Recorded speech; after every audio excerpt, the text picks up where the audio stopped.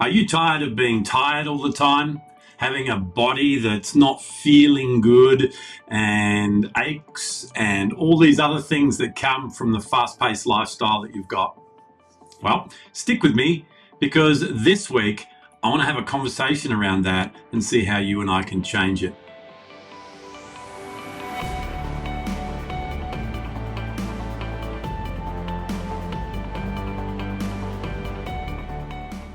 Hi, this is Grant Herbert, Leadership and Sustainable Performance Coach, and today I want to continue our conversation around our shift in resilience, going from stress to strong, by helping you to increase your physical resilience. Last week we started a conversation around this 9 crucial shift area of resilience, and we set a platform around the conversation we're going to have all this month by redefining what resilience is and what it's not. A lot of people think resilience is about toughening up and hardening up and pushing through and hustle and grind and all these things that have come along and attached themselves to us as this ever-changing, fast-paced world continues to roll along.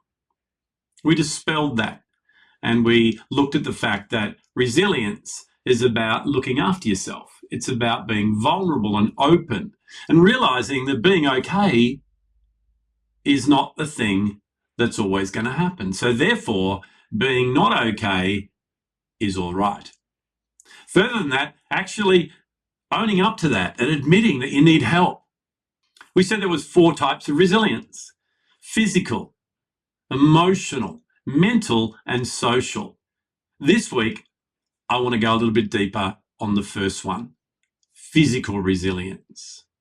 Your body, just like mine, needs to be looked after if it's going to be able to perform and continue to do that over a sustainable period. I know for me, I certainly did not look after my body, and this was something that I had to get a hold of, because when my body was not at its optimum level, I thought and behaved in a different way. Continuing to compound that over and over with more stress meant that I got to a position where my body shut down and I had very little physical resilience left. So when I needed to just get up and do the day-to-day, let alone push through when things were getting tough, I couldn't do it. So many people today in the world that I work in are suffering from a lack of physical resilience. Now, this comes from 2 things. It comes from the way we think and it comes from the way that we behave. And we've talked about that before, where we push through on things because we're trying to get approval from others and many other things. But what I want to talk about today is some physical, practical things that you need to consider and then do so that you can increase your level of physical resilience. We talked about in performance how we want to go from high performance alone to sustainable performance.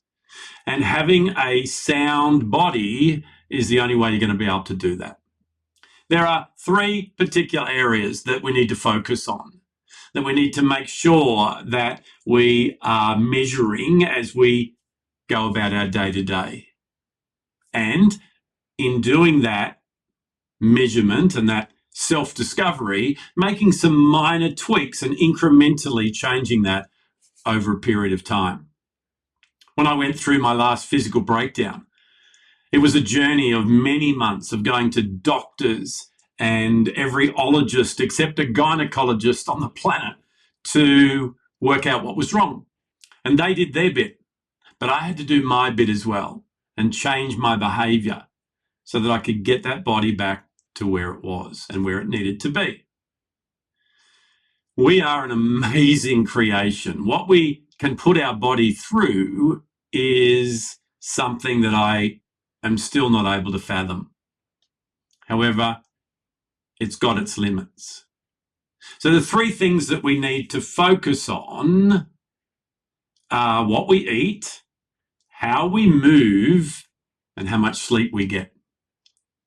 Now, there's many other things that come into this as well, but I find that these are the three most important areas that are neglected by people who are in high-performing roles.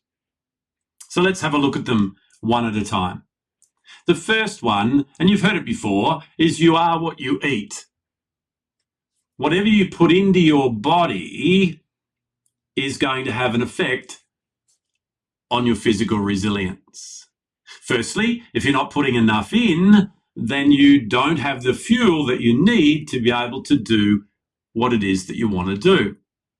On top of that, if you're putting the wrong foods in, it's also going to reduce your ability over the long term to be able to perform at your best. I'm always amazed because I speak at a lot of conferences and I work in a lot of training situations where I'm in venues that also supply the catering, that we are constantly given high carb, high sugar in the breaks. So what it does is it gives us that burst of energy that quickly crashes about 30 minutes later. So there are many things that we can do in looking at what we eat. And as I said, the first one is to make sure that we do. If you're one of these people that skips lunch because you've got so much to do, what you're doing is actually counterintuitive, because you don't then have the resilience that you need in the afternoon and as it compounds later in the week, in the month, and in that year to continue to perform at an optimum level. So your productivity, whilst you thought it was going up, is actually going down. So making sure that you take notice of how often you fuel your body. Now, I'm not a nutritionist and I'm not coming from that perspective. So if you've got anyone like that in your life, you go to them and you get your advice from them. But what I want you to get from me is you must eat so that you can have the right amount of fuel that you can then burn. Food means energy. Energy is required to do what it is that you need to do. Along with that, you need to hydrate.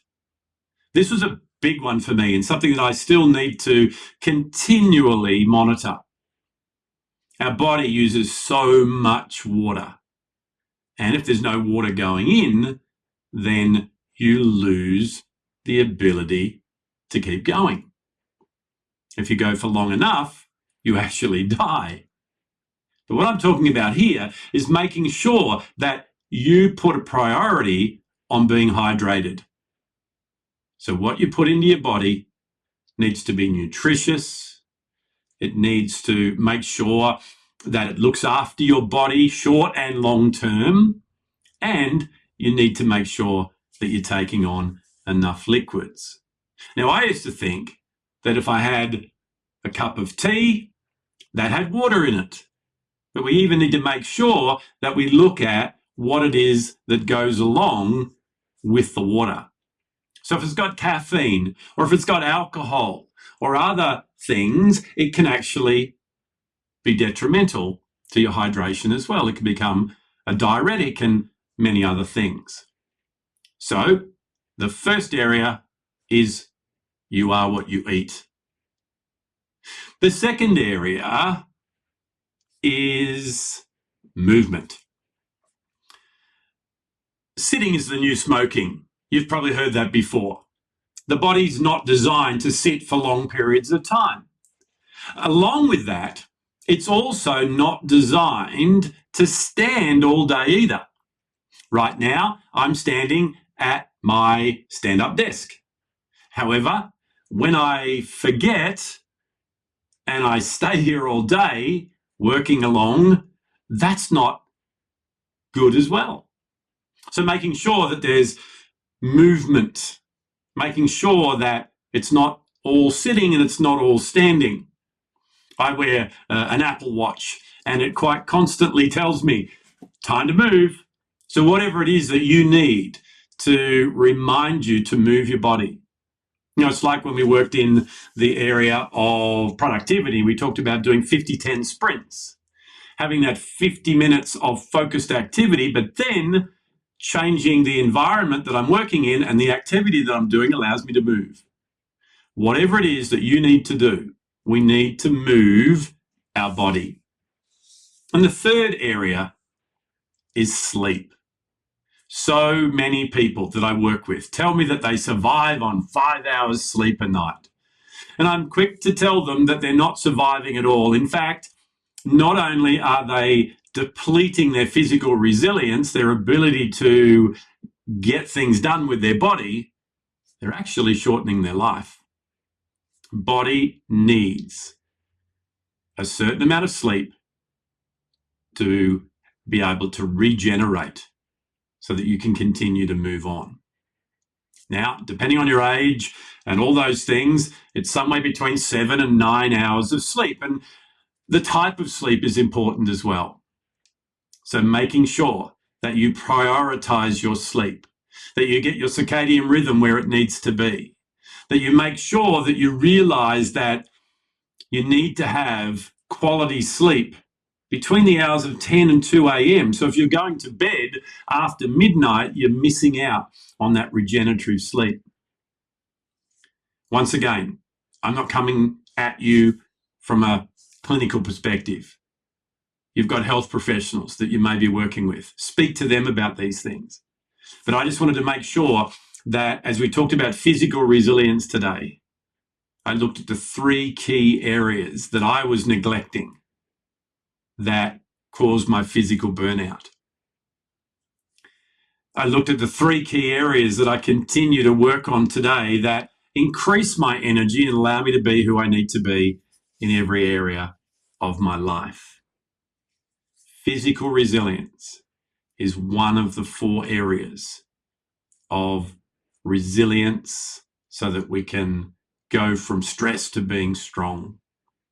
What's one thing that you could do differently starting from today to build more physical resilience?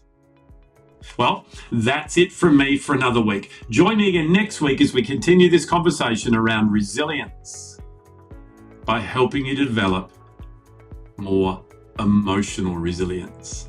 I'll see you then.